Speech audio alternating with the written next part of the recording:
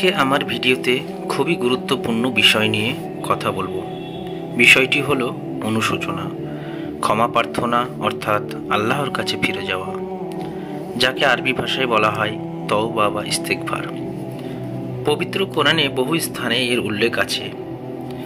পৃথিবীর কোনো মানুষই তওবার ঊর্ধ্বে নয়, আমি, আপনি বা কোনো মানুষই নয়। রাসূলুল্লাহ সাল্লাল্লাহু আলাইহি সাল্লাম বলেছেন, তিনি নিজেই প্রতিদিন ৭০ বার করে তওবা ইস্তেগফার করতেন। আমরা জানি রাসূলুল্লাহ সাল্লাল্লাহু আলাইহি সাল্লাম নবী ছিলেন, তিনি একজন নিষ্পাপ নবী।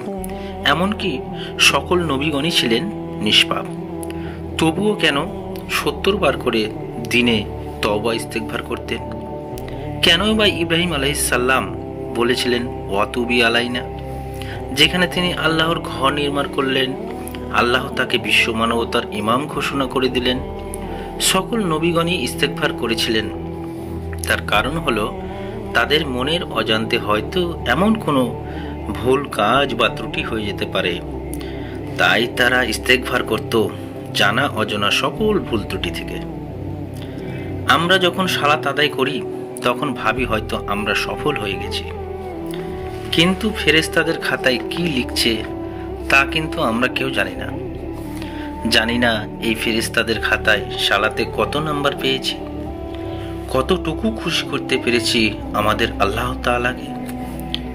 সালাতে কি কোনো ইখলাস ছিল তাও জানি না।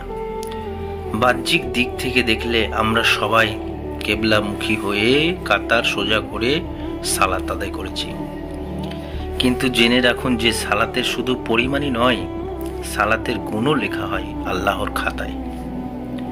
চিন্তা করুন তো, আল্লাহর রাসূল সাল্লাল্লাহু আলাইহি সাল্লাম এর চাইতে আল্লাহর আজজ, আল্লাহর দাস হিসাবে সব চাইতে বেশি খিদমত করতে পারেন এমন কোনো মানুষ আছে কি? রাসূল সাল্লাল্লাহু আলাইহি সাল্লাম নিজেও সারাক্ষণ চিন্তা করতেন, হয়তো আমি যথেষ্ট করতে পারছি না। আল্লাহ কোরআনের মধ্যে নবীকে সান্ত্বনা দিয়ে বলেছেন, না না, তুমি আমাকে যথেষ্ট খুশি করেছ, আমি তোমার উপর সন্তুষ্ট। তারপরেও তিনি ইস্তেগফার করতেন। তাই আমাদের উচিত সবসময় ইস্তেগফার করা। ঠিক কি পদ্ধতিতে ইস্তেগফার করলে আমাদের ইস্তেগফারগুলি সঠিক হবে? ইস্তেগফারের কিছু পদ্ধতি আছে। আল্লাহর আদেশগুলি যদি পূরণ করতে না পারে, যদি আমরা না পারি, তবে আপনাকে বা আমাকে তওবা করতে হবে। আমরা আদেশ পালন করতে না পারলে বিভিন্ন অজুহাত দেখায়। যেমন ধরুন, আপনার অফিসের বস আপনাকে ফোন করে বলে যে আপনি কোথায় আছেন।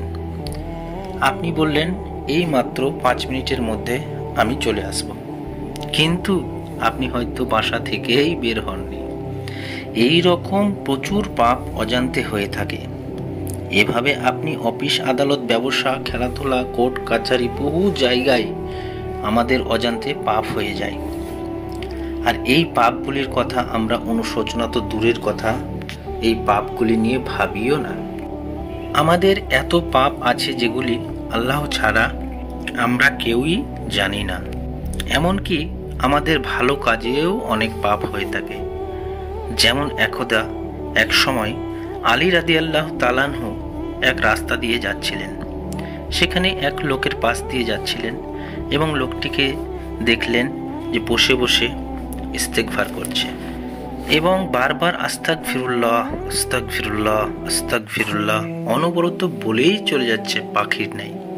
তখন আলী রাদিয়াল্লাহু তাআলা আনহু তাকে বললেন, তোমার ইস্তেগফার প্রয়োজন। কি এসব পাখির নাই বলেই যাচ্ছ? ইস্তেগফার তো এমন হওয়ার কথা নয়, আপনার তো অনুশোচনা করা দরকার। তওবার প্রথম ধাপ হচ্ছে আমাকে আপনাকে স্বীকার করতে হবে যে আমি পাপ কাজ করেছি। অজুহাতের পিছনে ছুটিও না। অজুহাত হলো শয়তানের ধোঁকা, আপনাকে কখনোই ভুল স্বীকার করতে দেবে না। অথচ আল্লাহর কাছে ফিরে আমার প্রথম ধাপই হলো আমাদের স্বীকার করে নিতে হবে আমি ভুল কাজ করে ফেলেছি। আল্লাহ আমাদের বিনয়ী দেখতে চান, তিনি আমাদের অহংকার দেখতে চান না, তিনি আমাদের গর্ব দেখতে চান না। তাই নিজের পাপ স্বীকার করলে অহংকার দূর হয়, আমাদের মনও পরিষ্কার হয়।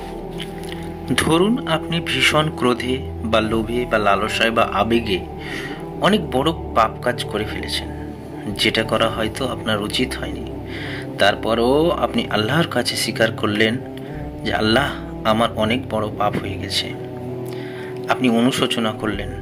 সেই ব্যক্তি আল্লাহর কাছে প্রিয় যে ব্যক্তি পাপ করার পরে তওবা করে এবং আল্লাহর দিকে ফিরে আসে। আল্লাহ আপনার জন্য সবসময় তওবার দরজা খুলে রেখেছেন। আপনি হয়তো ভাববেন, আমি তো অনেক বড় পাপী, আমার বোধহয় ক্ষমা নেই। আপনি শয়তানের ধোকায় পড়েছেন। আপনার হেদায়েতের প্রয়োজন। নিশ্চয় শয়তান থেকে মানুষ শক্তিশালী। অবশেষে বলবো, আল্লাহ পরম দয়ালু এবং ক্ষমাশীল। আপনি আল্লাহর নিজের পাপের স্বীকার করেন এবং মন খুলে চোখের অশ্রু ঢেলে আল্লাহর কাছে ক্ষমা চান যে আল্লাহ, আমি এই পাপ আর কখনো করব না। ইনশাআল্লাহ আপনার তওবা আল্লাহ কবুল করবেন। শুধু ক্ষমাই নয়, আপনার অতীতের পাপগুলি যেগুলি আপনি করে ফেলেছেন সেই পাপগুলিকে নেক আমল দ্বারা পরিবর্তন করবেন। তো প্রিয় শ্রোতা বন্ধুরা, আমি আজকে যে ভিডিওটা দিলাম, আপনারা যদি এটা থেকে উপকৃত বা আপনাদের ভালো লেগে থাকে তাহলে অবশ্যই আমার চ্যানেলটিকে সাবস্ক্রাইব করবেন এবং অন্যদের শেয়ার করে দেবেন এবং লাইক করতে ভুলবেন না।